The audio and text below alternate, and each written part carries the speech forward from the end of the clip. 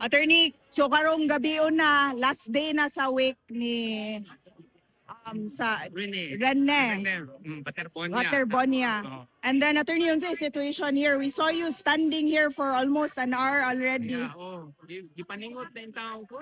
Gipaningot ako maraming singot. Kung mo ko pasudlas mga gwardiya, ingon ang Vice President no instruction sa Ateneo, sa Vice President. I think Mr. Bong Ilyap. I know him personally, but I don't know why am I prohibited to go inside. And I am supposed to confer with my clients so far as the preparation of the transfer of the cadaver from Davao City to Agusan. So, but I am prohibited to go inside. And for at least about an hour na, Yeah. yeah, We saw you standing here. Yeah. Unsay ingon sa admin attorney when you were Siguro gwapo pa ko yan. Wow ko kay naraba ko yung bisita. You're here with Attorney Regal. Yeah. Oo, sikat Kanina ka kami nga. gawat in town din eh. We wanted to condole with the family. So this is the last day of the wake, attorney. Last night niya karon sa Ateneo de Davao.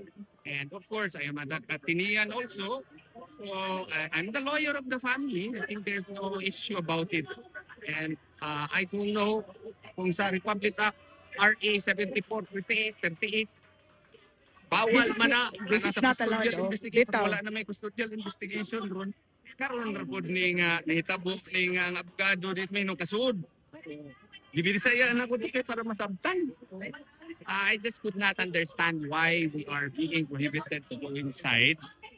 Simply because of the fact that I am the lawyer of the family of the victim. So I am supposed to confer with the family. But Yeah, but we are see here also outside. that the lines of the public, they can easily go in and out, but except ikaw, attorney, except hindi mo, Taas kay linya din ha. Taas juga Tutol ayaw. dito sa petition ka kanina. Ako, Pero si Attorney Torion Reguedo, kay Kuya Banmi, so may pasudlan dumaan. pasud lang ba? Oh. alright. Ang ako ay taong anak na taga Ateneo po, Bikan San Carlos pa to, kay kailangan sila ni Rene, bisita, o kung ang misis, wapag may kasunod. I think for all of the media, attorney, mga next steps ni mo after Well, this. certainly this will be included as part of the story of the death of the late Rene. And I'm just hoping and praying that Ateneo would practice what it preaches, that everybody is welcome. Everybody is welcome nga, except the lawyer. Alright, thank you, attorney. Salamat.